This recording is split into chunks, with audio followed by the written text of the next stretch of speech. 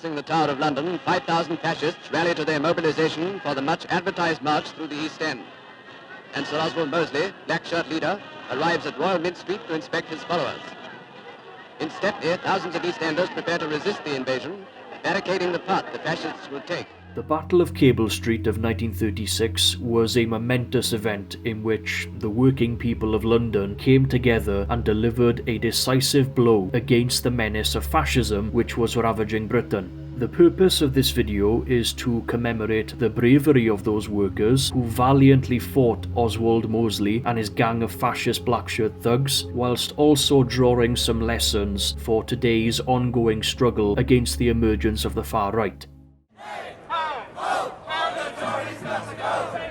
As governments across the capitalist world seek to pass the bill of the current economic crisis onto working people, striking parallels can be seen between the period we're now facing and the turmoil of the Great Depression of the late 1920s and the early 1930s. This has led to many leftist and other progressive forces here getting increasingly worried about the prospect of the emergence of fascism. The attacks on trans rights activists, combined with the barbaric policies of the Tories against both asylum seekers fleeing from imperialist wars and striking workers fighting for better pay and conditions, are definitely good reasons to be worried. The language used by the Home Secretary Suella Braverman against refugees, for instance, referring to them as invaders, is not very far removed from the anti-Semitic and racist doctrine used by the Nazis. The legislation that has been passed by the government, which has provided more powers to the police to crack down on dissent, as well as the threats being made to roll back the rights of workers to strike, and even more recently, the reactionary attempts that are currently being made to both intimidate and criminalise anyone who stands up against Israeli apartheid in solidarity with Palestine, are enough cause to raise many alarm bells. Now, while there is no immediate prospect of a far-right organisation attaining any sort of political power here, it is clear that far-right groups definitely do represent a very real threat to the working class communities whom they target and attack with their racist and bigoted filth. The experience of fighting Mosley's fascist blackshirts in the 1930s perfectly demonstrates how such thuggery can only be defeated by a determined and united working class movement, and more importantly, it demonstrates how building such a movement is just as much of a pressing matter now as it was then.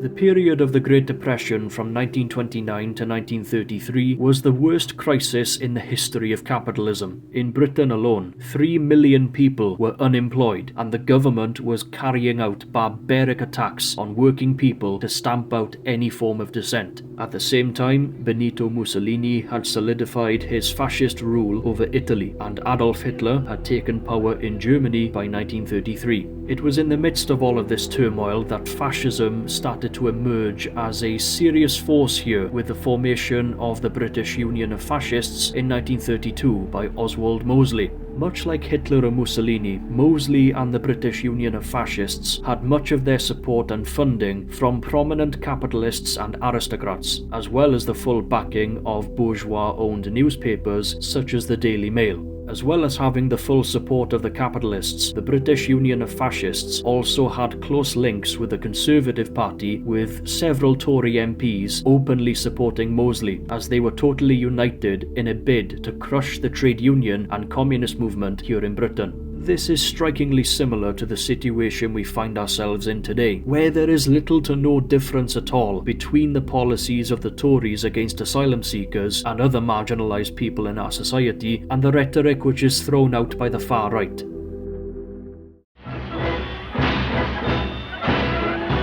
This rise of fascism across many parts of Europe was a direct knock-on effect of the Bolshevik Revolution and the founding of the Soviet Union as the world's very first workers' state. The revolutionary movements that swept the continent because of the example set by the USSR became the source of fear for capitalists everywhere. In fact, the first thing Hitler and Mussolini did when they were solidifying their fascist regimes was that they went after the communists and immediately formed something called the Anti-Comintern Pact, which was basically an act of hostility towards the Soviet Union, essentially an open act of war against the working class. At the same time, the workers of Spain were engaged in a civil war against the fascist regime of Franco, and mass strikes in France had threatened to bring down the government. So, the ruling class here in Britain, threatened by the prospect of a proletarian revolution spreading to the UK, they looked with jealousy to Italy and Germany, whose people had been cowed into submission by their fascist governments. It's why they essentially saw fascism for what it really is, a large stick to beat down the working class with as a way to preserve the status quo of capitalism.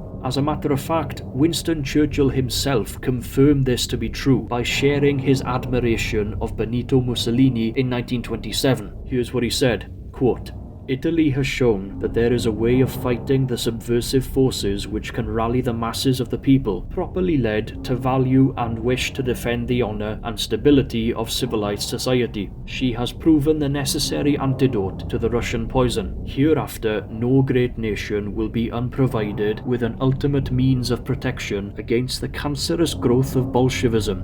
Close quote. When reading this quote of Churchill's, you can see how ironic it is that even the most intelligent writers of the bourgeoisie often share the same analysis as Marxists when it comes to looking at fascism and how it forms. In that respect, it's clear that Churchill is absolutely correct to point out that fascism is an ultimate means of protection against proletarian revolution and the building of socialism. Therefore, we can also really put the icing on the cake by pointing out that fascism is definitely, as Lenin put it, capitalism in decay. Follow men and movements, for dare we go forward to action, let who dare follow us in this hour.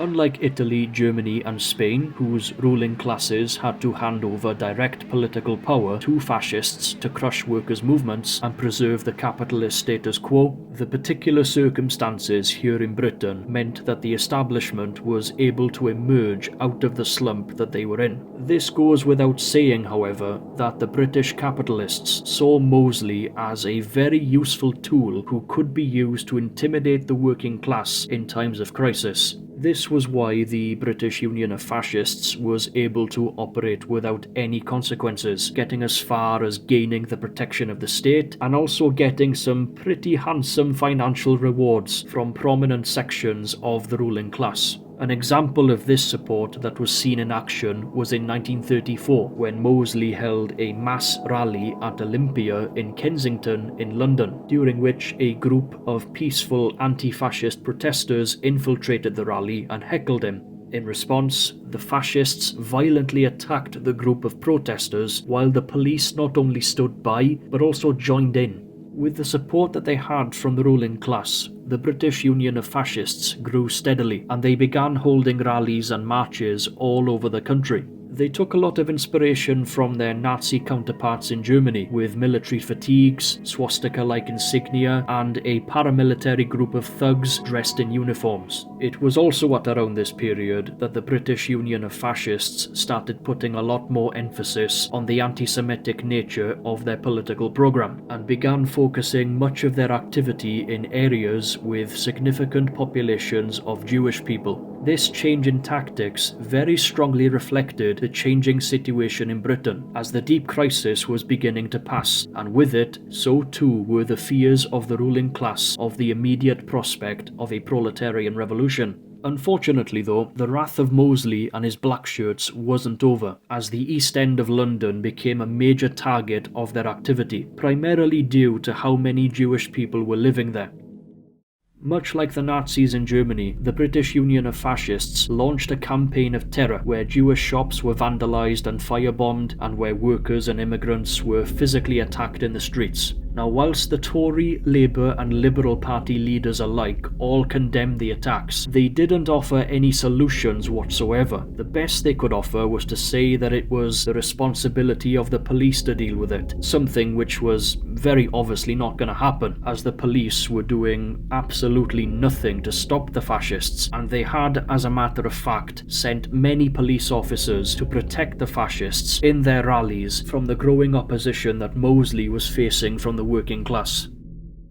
Despite the growing opposition to them, the British Union of Fascists were gaining some pockets of working class support as well. They didn't just achieve this by appealing to the anti-Semitic prejudices of some of the most ignorant workers, they also did it through offering an extremely demagogic and emotionally charged programme which appealed to workers who were living in squalor in the most deprived slums of the East End of London, thereby diverting their anger away from the landlords, profiting from their misery, and instead pointing it at the Jews and the immigrants. Now, frighteningly enough, we find ourselves in a pretty similar situation these days too, as many workers who are lulled by the rhetoric of the far right are not actually hardcore racists themselves, but rather they are incredibly disenfranchised, especially now, since the rolling back of the post-war social democratic consensus and the introduction of around 30 to 40 years of unchallenged neoliberal policies. A lot of these workers are just so disillusioned and are really just looking for a solution to the dire situation of unemployment, austerity and the current housing crisis which has been plaguing Britain since the Thatcherite era, when we saw things like job losses, attacks on workers' rights and privatisations. What makes it worse is that the commitment of both Labour and the Tories to try and manage or fix capitalism means that they are unable to offer any viable solutions for working people. This is why the demagogic promises and the anti-immigrant programs of the far right can seem very attractive to those who are essentially none the wiser. I mean, take it from the man who knows. I've been there myself, and it does make me cringe whenever I look back on those years. This is essentially why communists work tirelessly to win workers over on the basis of a socialist political program, which not only dismantles the lies about immigration that are spewed out by the far right, but also it's a program that can offer an alternative socio-economic structure where the means of production are in the hands of the workers, and where employment and housing can be provided for all. Now, despite the pockets of working class support which Mosley and his gang of fascists had gained, there was also a rapidly growing working class opposition to the very real threat that fascism posed. This was because many British workers had seen what the Nazis were doing to their fellow German workers, and they were not prepared to let the same thing happen to them. So every fascist demonstration up and down the country was met with an even greater counter-demonstration of anti-fascists. Mosley and his black shirts were prevented from holding rallies in Glasgow and in Bermondsey, and the situation was brewing to the point of a decisive battle between the fascists and the working class. It all came to a head when the British Union of Fascists announced their plan to march through the East End of London to a massive rally in Victoria Park on the 4th of October 1936. The march was planned to be a show of force and also a provocation to the area's large population of Jewish people. So in response, 5 mayors in London went to see Sir John Simon, who was Britain's Home Secretary at the time, and these mayors basically begged him to stop the march. However, he refused. At the same time, a petition was set up by the Jewish People's Council Against Fascism and Anti-Semitism to actually ban the march. This petition reached over 100,000 signatures in the space of just a few days, but despite this, the Home Secretary still refused to do anything. Due to the inaction of the British Home Secretary and his refusal to ban the march from happening, workers themselves immediately began to organise a resistance to it.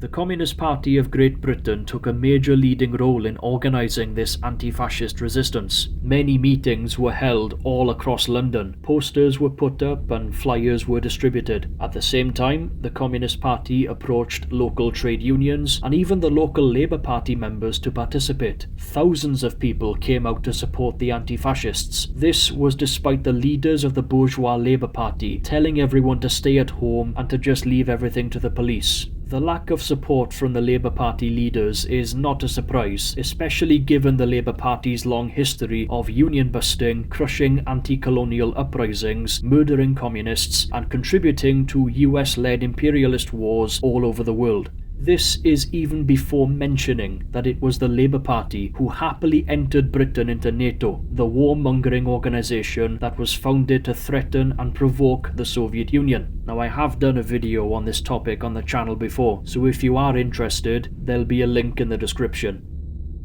The anti-fascist resistance reflected on the international character of what was going on at the time, and in an act of solidarity with the workers over in Spain, who were quite literally fighting a battle for their lives against the fascist regime of Franco, they adopted the famous slogan, "They shall not pass." To block the path of Mosley and his gang of fascists, the counter-demonstration was planned to be held at Gardiner's Corner in Aldgate, which is not very far from Whitechapel in the East End, and the plans that were made for the day were very detailed as well. First aid was organised, materials for barricades were all stocked up, and the people who were attending were told to maintain strict discipline in the face of what was to come. And then on the morning of the 4th of October 1936, 300,000 people had got together to block the path of the fascists. Among those present were members of the Labour Party, the Communist Party of Great Britain, and also the Young Communist League. There was a united front, as the whole of the working class was represented. Anti-fascists had turned up to protect workers and their communities. The British government, on the other hand, they had other ideas. The police, over 10,000 of them, as well as another 4,000 of them who were mounted on horseback, they were all brought in to suppress the counter-demonstrators so that the fascists could go about their march. Then, when 7,000 fascists arrived from all over the country, they had a police escort surrounding them for their protection. The fascists and their police escort were met with a fierce resistance from the workers' counter-demonstration, so the police, who were unable to clear the anti-fascists away, they attempted to move down Cable Street as an alternative route for the fascist march. But the workers who had organised the counter-demonstration, they anticipated this and they were ready. They began putting together barricades out of a lorry and bits of old furniture, and as the police began to move down the road, charging at the barricades, they had milk bottles, stones and marbles chucked at them from all directions. Some people even started dropping milk bottles onto the police from the top floors and the rooftops of houses and other buildings. So needless to say, a good number of the police ended up surrendering. All the while, the fascists were cowering behind the police as they carried out the battle on their behalf, and when Oswald Mosley himself arrived, a brick was thrown into his car window. It was because of this fierce resistance that Mosley ended up cancelling the march, and the fascists went off in another direction, having not even confronted the workers they were intent on terrorising. The Battle of Cable Street of 1936 was a monumental defeat for Mosley and the British Union of Fascists. It was because of the fact that the workers themselves organised such a militant resistance that the fascist movement really started to decline in the East End of London. This victory of the working people over the scourge of fascism gave a significant boost to the anti-fascist movement in Britain, and it enabled communists to stand shoulder to shoulder with workers and to essentially show them that the fascists will always side with their capitalist oppressors. The events at Cable Street also gave us a vital lesson that fascism can't be legislated or petitioned away. As long as capitalism exists, fascism will always be the tool that is used to preserve it in the most openly reactionary ways possible. Fascist victories in Germany and Italy, combined with the capitalist appeasement which set the course for the outbreak of World War II, is another vital lesson to take from this. As well as this, learning from the heroic efforts of the Soviet people and the Red Army, as well as the immense sacrifices of the anti-fascist partisans all over Europe to put an end to the destruction and the monstrous genocide and to finally topple fascism, is another vitally important lesson to take away for both present and future generations. The far-right movements seen in Britain today, as dangerous as they are, they have no immediate prospect of reaching the stage where they'll be capable of taking political power. Now, while it might be tempting to take some comfort from that, it must be said that ever since the Thatcherite era, we have been plagued by unemployment, the growth of precarious zero-hour contract jobs with horrific conditions, the destruction of industries, as well as austerity against public services and cuts to the real terms wages of workers. These are material conditions which fascists will very opportunistically exploit for their own agenda, and their demagoguery is what leads to workers being swayed by their false narratives against refugees, migrants, and other marginalised groups of people within our society. Their use of mass rallies taps into people's fears, and even though the fascist movement in Britain is relatively weak, the danger of them becoming a mass movement is very real. Our only way of counteracting this in the here and now is to do the really hard work of patiently explaining the inevitability of crises under the capitalist system. We do this by explaining the constant cycle of crises of overproduction, of deteriorating living and working conditions, and also how capitalism as a system is purposefully designed to keep masses of people either unemployed or in precarious, low-paid work with little to no union activity.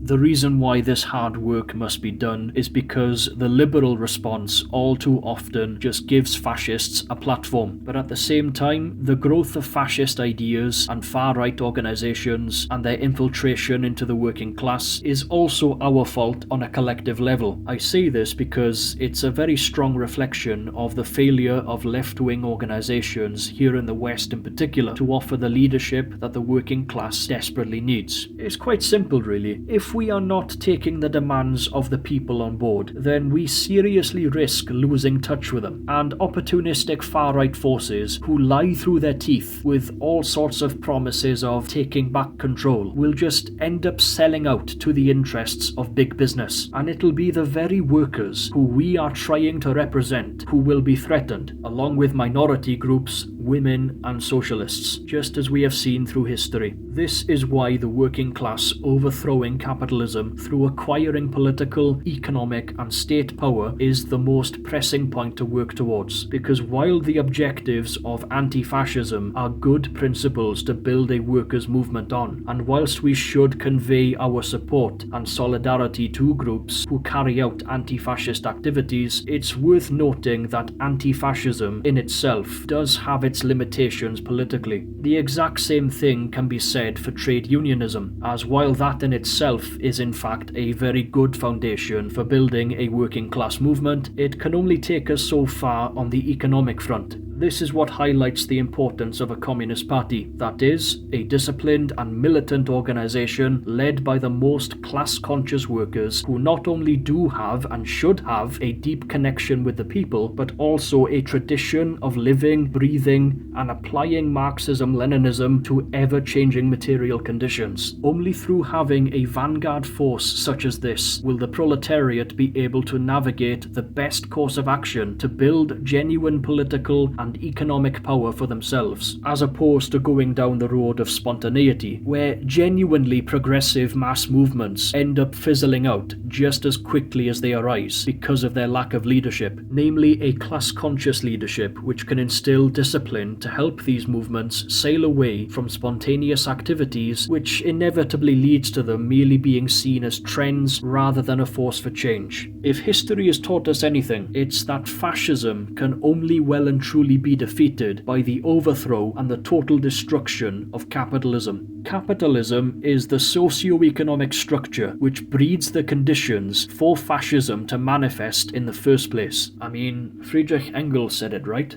Bourgeois society stands at a crossroads, either transition to socialism or regress into barbarism.